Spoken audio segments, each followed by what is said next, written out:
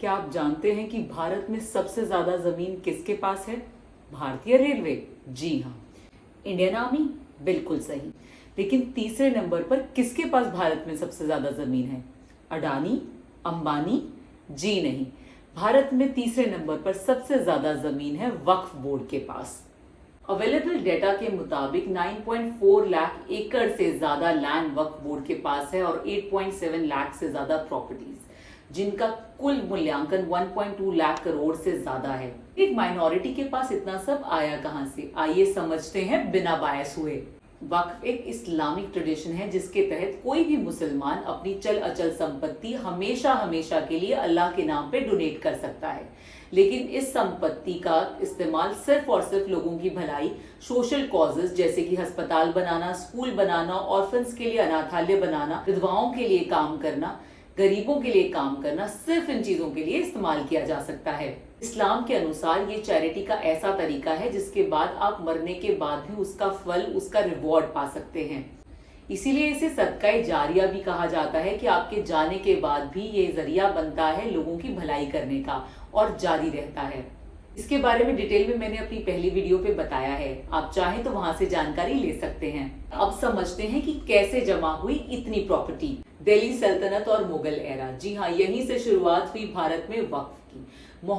मोहम्मद गौरी, जिनके बारे में शायद बहुत सारे अनअवेयर लोगों को ये लगता होगा कि वो भी मुगल ही थे, बट नहीं, वो इस्लाम को जरूर फॉलो करते थे मगर वो मुगल लीडर नहीं थे। उनके आने से वक्फ की शुरुआत हुई क्योंकि उन्होंने सबसे पहले मुल्तान के 2 गांवों को वक्फ के लिए डोनेट किया।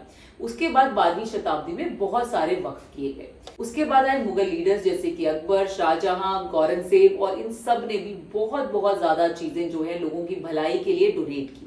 सूफी संतों को मानने वाले लोग भी जैसे कि हजरत निजामुद्दीन और ख्वाजा मोइनुद्दीन चिश्ती, इनके फॉलोअर्स ने भी बहुत ज्यादा चीजें जो है वक्फ की, बहुत सारी चीजें जो है डोनेट की, ताकि मस्जिद बनाई जा सके, मदरसे बनाए जा सके, स्कूल्स बने, ऑर्फनेजेस बने और गरीबों के लिए बहुत सारा काम हो।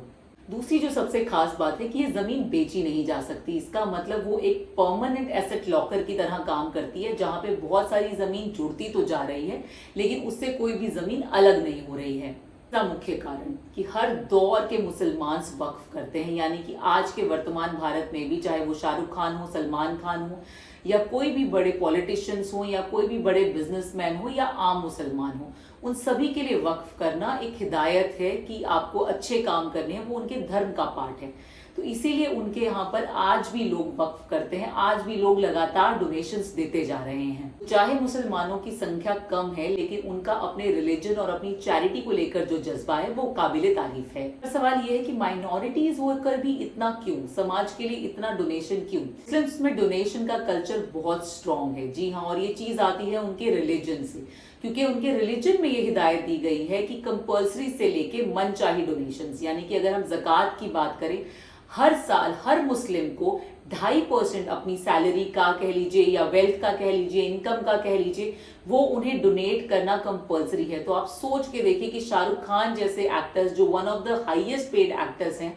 अगर वो अपनी सालाना कमाई का 2.5% हर साल डोनेट करते होंगे तो कितना डोनेशन देते होंगे। यहाँ से एक डोनेशन है सदका, जिसमें वो अपनी मर्जी से मन चाहा कभी भी कितना भी डोनेशन दे सकते हैं। और एक है सदका जारिया, जिसके तहत वक्फ आता है, यानी कि आप अगर मरकर भी जिंदा रहना चाहते हैं और आप चाहते हैं कि सालों साल जो है आपकी भलाई इस दुनिया में जिंदा रहे, तो आपने कोई ना कोई अपनी प्यारी चीज, कोई आपकी प्रॉपर्टी, पैसा, कोई भी चीज जो है वो आप हमेशा हमेशा के लिए अल्लाह के नाम पे कर देते हैं कि उसकी आपकी फैमिली कोई इनहेरिटेंस नहीं मांगने वाली है, उस पे किसी और तरह का कोई कमर्शियल काम नहीं होगा और वो सिर्फ और सिर्फ समाज कल्याण के लिए यूज की जा सकेगी।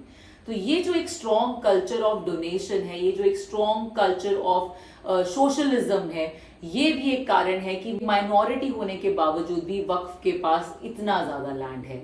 अगला जो कारण है कि मुस्लिम्स जो है वो ज्यादातर हमेशा अर्बन और सब अर्बन एरियाज में रहे हैं, जहां जमीन की वैल्यू ऑलरेडी बहुत ज्यादा होती है। तो जब वो उसका वक्फ करते हैं तो उसकी वैल्यू, इवैल्यूएशन भी ज्यादा होती है और वो डोनेट करने में भी ज्यादा लगती है। एक और मुख्य कारण जिसकी हम बार बार बात कर रहे हैं कि क्योंकि जमा होती जाती है और कोई भी चीज जो कंपाउंड हो रही है वो इंटरेस्ट भी ज्यादा देती है, उसकी वैल्यू भी ज्यादा होती है, उसकी वॉल्यूम भी ज्यादा होती है। क्योंकि ये ऐड होता जा रहा है, ऐड होता जा रहा है, लेकिन इसमें से आप जमीन निकाल नहीं सकते, आप उसको बेच नहीं सकते, आप उसको बांट नहीं सकते, आप उसको किसी को गिफ्ट नहीं कर सकते हैं। तो 12वीं शताब्दी से आप सोचिए कि अगर 12वीं शताब्दी से एक दान होता जा रहा है और वो आज की सदी में भी उतना ही रेलेवेंट है और आज भी लोग उतने ही फक्र से और उतने ही जज्बे से अगर दान कर रहे हैं, तो वक्फ बोर्ड के पास highest land owning 3rd number पर होना कोई बड़ी बात नहीं है। आइए अब करते हैं थोड़ा सा रियलिटी चेक। क्या 12वीं शताब्दी में मोहम्मद गौरी के साथ इस्लाम और इस्लाम की इस तरह की डोनेशन की जो सिस्टम है, जो कॉन्सेप्ट है, वो आने के साथ भारत में क्या आज भी वो उतना ही रेलेवेंट और उतना ही स्ट्रांग है, या कहीं ना कहीं उसमें कोई डेविएशंस आ गए हैं? जैसे कि हमने बात किया कि वक्फ बोर्ड के पास 9.4 लाख एकड़ से ज्यादा का लैंड है, और ये जो सारा लैंड है इसका यूज होना चाहिए गरीबों की पढ़ाई में, गरीबों के इलाज में, ऑर्फनेजेस के लिए, जो अनाथ बच्चे हैं उनके लिए, जो विधवाएं हैं उनके लिए, किसी ना किसी अच्छे भले काम में ही सिर्फ इसका इस्तेमाल होना चाहिए। पर क्या हो रहा है, ये एक बड़ा प्रश्न है। स्ट्रक्चर कमेटी की 2006 की रिपोर्ट पर रिफ्लेक्ट किया जाए तो उस रिपोर्ट का ये मानना था कि अगर जो वक्फ का लैंड है, अगर उसका सही तरीके से इस्तेमाल किया जाए तो 12,000 करोड़ का सालाना रेवेन्यू वहां से जनरेट हो सकता है, जो बहुत सारे लोगों को जॉब दे सकता है, एम्प्लॉयमेंट दे सकता है, बहुत सारी पॉवर्टी खत्म कर सकता है।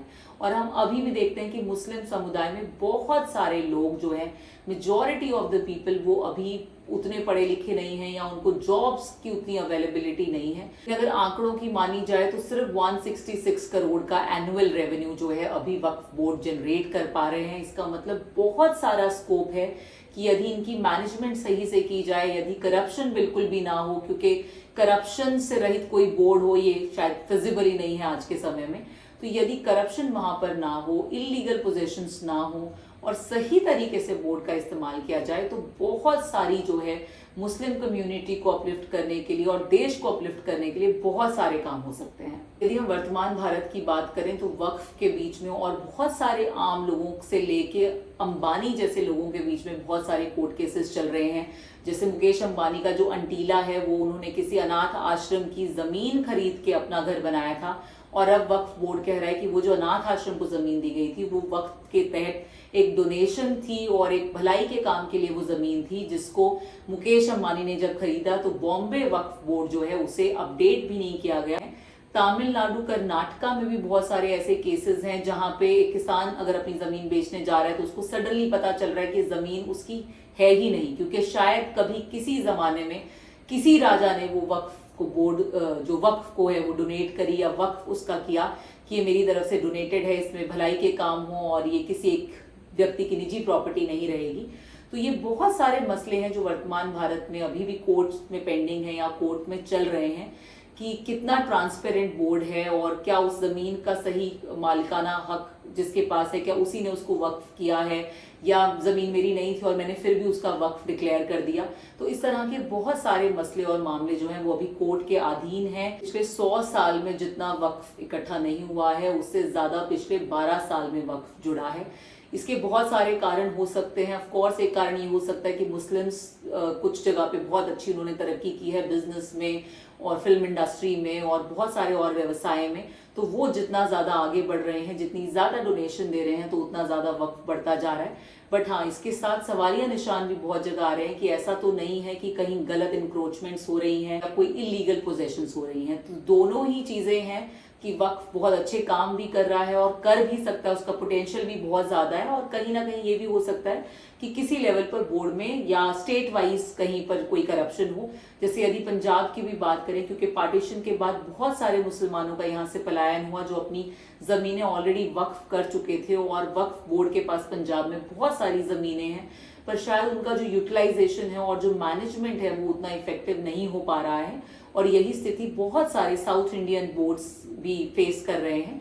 तो सबसे ज़्यादा ज़रूरी है कि गवर्नमेंट का इंटरफेरेंस हो या ना हो, ये एक अलग मुद्दा है, पर जो बोर्ड इटसेल्फ है वक्फ के, उनको ये चाहिए कि वो एक यूनाइटेड तरीके से इन चीज़ों पर रिफ्लेक्ट करें कि वो अपने एग्जिस्टिंग जो उनका वक्फ है उसको किस तरह से इस्तेमाल करें कि अगर किसी और कम्युनिटी का नहीं तो एटलीस्ट जो मुस्लिम कम्युनिटी है, जो डिप्राइव्ड लोग हैं उस कम्युनिटी में, उनको अपलिफ्ट करने के लिए वक्फ का इस्तेमाल किया जा सके। कहीं हम ये कह सकते हैं कि वर्तमान समय की ये ज़रूरत है कि एक ट्रांसपेरेंसी आए, एक सिस्टम को और सुदृढ़ किया जाए, उसको और स्ट्रॉन्ग किया जाए, और जो भी बुद्धिजीवी हैं इस्लाम धर्म के, जो स्कॉलर्स हैं या जो भी उस रिलीजन से रिलेटेड लोग हैं जो इन्फ्लुएंशियल हैं या जो एक डिसीजन मेकिंग में कंट्रीब्यूशन कर सकते हैं, चाहे वो एक्टर्स हों, इंडस्ट्रियलिस्ट हों, बिजनेसमैन हों, उन्हें ज़रूर आगे आना चाहिए और सपोर्ट करना चाहिए इस चीज़ को कि किस तरह से वक्फ बोर्ड्स को और स्ट्रॉन्ग किया जाए और किस तरह से वो जो लैंड है, वो जो पैसा है, उसको एक्चुअली में उन लोगों की मदद के लिए इस्तेमाल किया जाए जिन लोगों के लिए वो चीज़ बनी है, जिस थॉट से इस रिलीजन में उस चीज़ को शामिल किया गया है, उस चीज़ को जो है वो हासिल किया जा सके, उसके लिए इन सब लोगों की ये कोशिश होनी चाहिए। तो दोस्तों, ये थी वक्फ की कहानी। मैंने बहुत ही अनबायस तरीके से आपको ये बताने की कोशिश की है कि वक्फ क्या है और क्यों वक्फ बोर्ड के पास इतनी ज़्यादा लैंड होल्डिंग्स हैं।